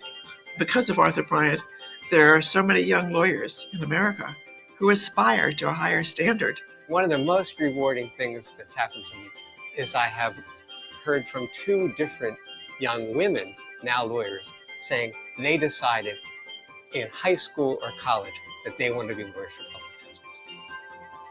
Couldn't feel better.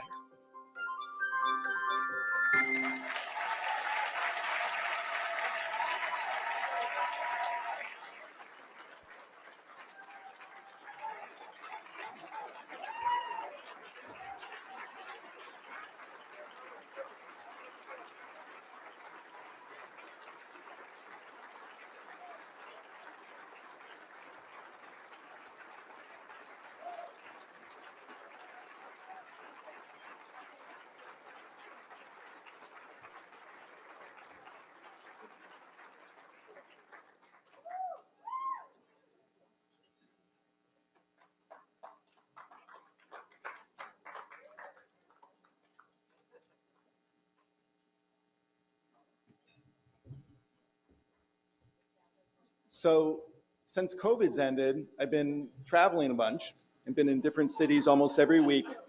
And every time I go to a city, it is amazing that I'll be at some event and multiple people will come up and someone will say, well, what do you do? And I'll say where I work. And they will say, oh, you must have gotten to work with Arthur Bryant.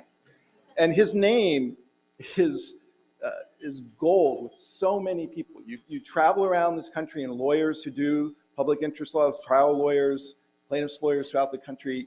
It's remarkable the way you get a reception. And to the extent people are known by the way that they leave people remembering it. It's really glowing. Like you'll just see someone like their face will light up. They're like just like going from like, oh, who are you? To like, oh, you must know Arthur Bryant, you know? And it's really a wonderful thing to come to a place where the true founder is viewed that way in the world. And it's a beautiful thing. I agree totally with what Jim and Joan said, that one of the things that's really striking about Arthur is he's gone through unbelievable hardships. And he has remained the consistently most optimistic, upbeat person in my life. I have not ever known someone who was more consistently optimistic, positive, forward-looking in an upbeat way. That's really a remarkable thing. And the strength of character that it takes to wake up and be that way every day. He used to do this management thing when he would interview people, and he would say, are you the kind of person who's 0 to 10? So like 0 is a person who is completely bipolar and complete wild mood swings, and 10 would be someone who's always the same.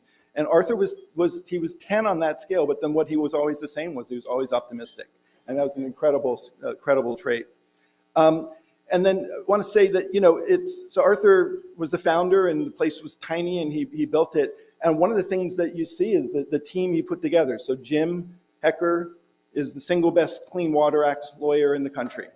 Absolutely extraordinary. Leslie Bruckner, who's here, is also now at Bailey and Glasser. Arthur brought her in, nurtured her talent, and helped lead her to be one of the elite appellate lawyers in the country. Our Director of Finance Administration, Vicki Nee, Arthur brought her in.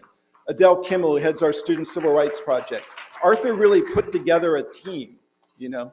If he was a general manager in sports, this would be like the Lakers when they had Kareem and, you know, Magic and James Worthy on the same team. That, you know, he really pulled together incredible people, and for me to be able to inherit that team that he put together was a great thing. So this is our first and only Public Justice Legacy Award. We give it to Arthur. We're so grateful for everything you've done. Congratulations.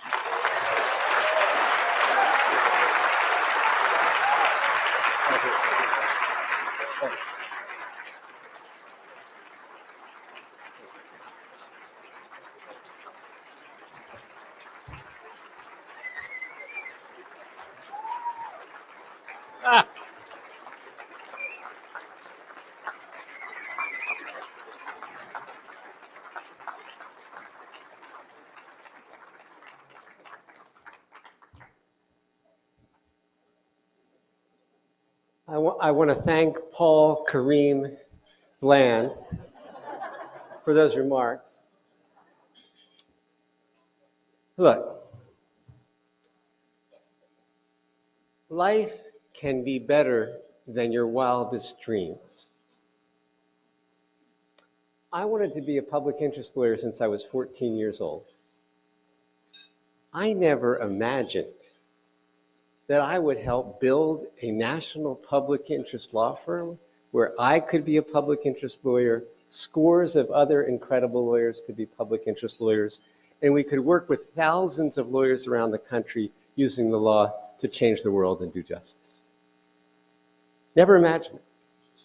I sure never imagined when it was me and the receptionist that we'd have this, right? But as has been alluded to, life can be worse than your wildest nightmares too.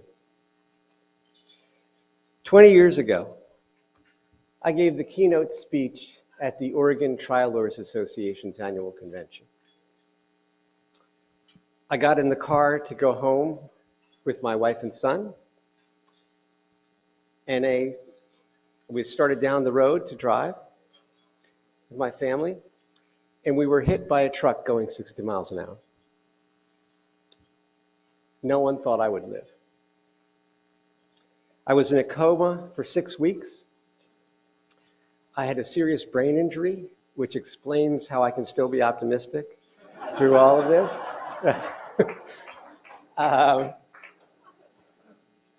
And my body was blown apart. 8 months earlier, my son was diagnosed, we were told he was diagnosed with cystic fibrosis, a life-shortening fatal disease. And 8 months later, my wife was diagnosed with ovarian cancer. And 10 years after that, we lost her. And the following year, we lost both my mother and my father. And if you had asked me if I could imagine that I'd be standing in a place like this, thrilled and feeling so incredibly lucky and grateful. Not then. Not then. 3 things got me through. Love and help from the people who cared, which is all of the public justice staff, all of the public justice board, members, even non-members throughout the country, my friends and family. Second was the belief that things could get better.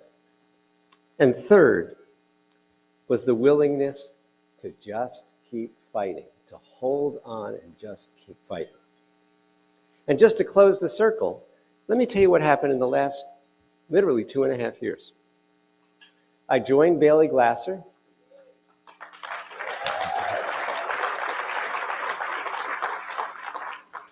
And I am having the time of my life suing bad guys. Right? I mean, don't get me wrong. I was thrilled to build public justice for 35 years and raise all this money after year and bring in all these cases. But what really I wanted to be since I was 14 years old was a public interest lawyer. That's what gives me the most joy, and that's what I'm back doing. On top of that, within the last 2.5 years, the first drug ever to reverse cystic fibrosis was invented and saved my son's life.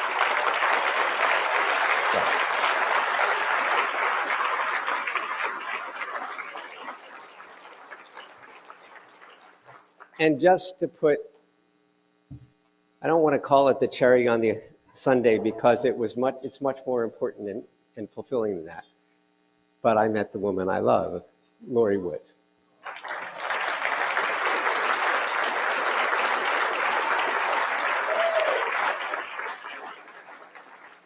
And so, with that background, here we are now, right?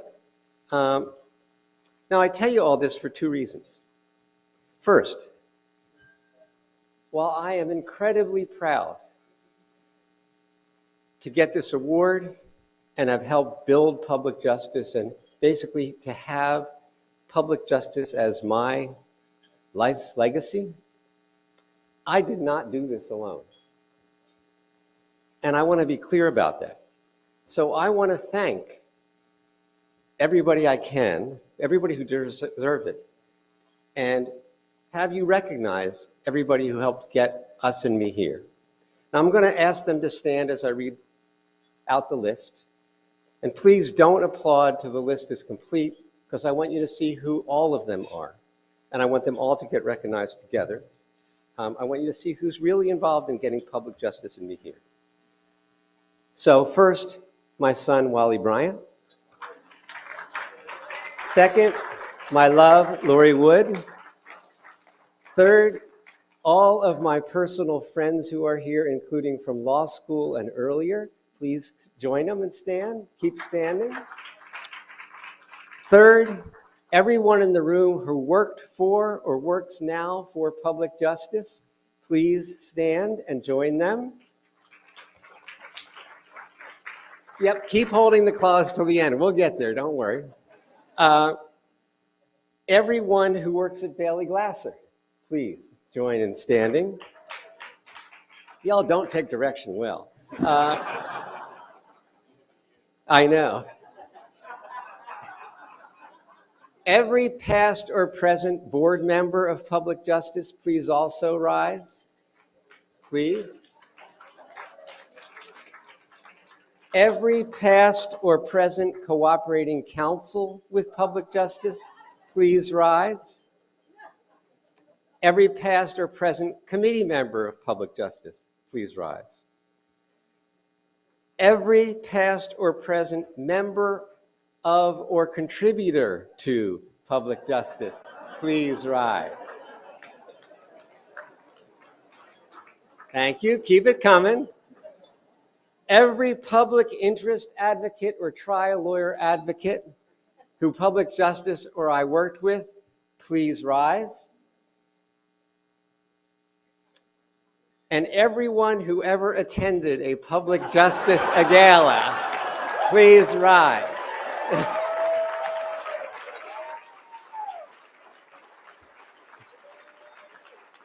Right. This is who got us here. Please applaud them.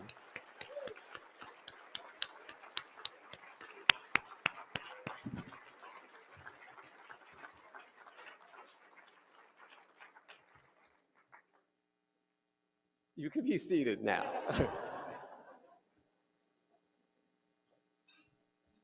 The second reason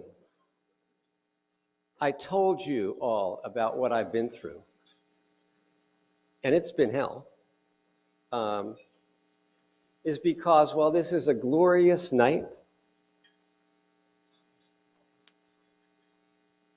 we and our country are in serious trouble. We and our country have been hit by a truck, have a serious life-threatening disease, and have cancer. And it's spreading. and it's going to get worse before it gets better. You think public justice had work to do 40 years ago? It's got way more work to do now. So do all of us, inside or outside public justice. Our democracy is under attack. Global warming threatens our very existence. The Supreme Court is dedicated to advancing almost everything we are fighting against. And it's really easy to just get totally depressed and just say, all right, what country are we moving to? Right? I mean, I know people after people who've had that conversation. So I want to leave you with a second legacy, in addition to public justice. I want you to remember what you need to know to get you through all this, what we all need to get through all this. And it's three things, and they may sound familiar. First, love and help from people who care. Second, the belief that things will get better. And three, the willingness to fight and work. That's what we need to get through this. If you remember this, if you remember these three things, hold on and follow through and keep holding on to these. There is no limit to what we and you can do. Look, it's only been 40 years. Look where we are now. As John Boyd said, choose love. Love is what's going to get us through. You know, what we've done up to 40 years is incredible. But to quote a really inspiring speaker, we can do better than that. Right? So, I will tell you that if we keep fighting, if we keep helping and loving each other, if we remember it can get better and keep working to get it better, then as sure as I am standing here tonight, as sure as my son has a life ahead of him, we will accomplish things that, frankly, will leave you where I am right now, having life be better than our wildest dreams. Thank you very much.